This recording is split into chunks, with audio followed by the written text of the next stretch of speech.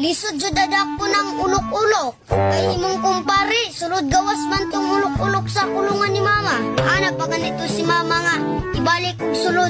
Imong ulok-ulok kumpare, paspasi. Pa, sakto ka pa.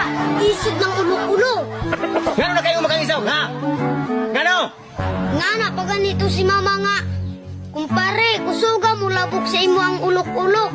Nang lagom na ning ako Nalisod unta sila. Ning gani pagkatapusan, naluya ang ulok-ulok ni kumpare.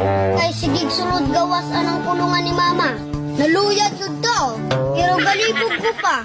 Dili no makapatay ang ulok-ulok. Ngano man dili makamatay, nga kusog man ka ng pagkalabuka. Ingana man si mama og gitagaan ni mo kinabuhi akong tibuok kalawasan. Ayan, nila gini. Isa man yung pagtuon yan ako. Di ko hatag og kinabuhi sa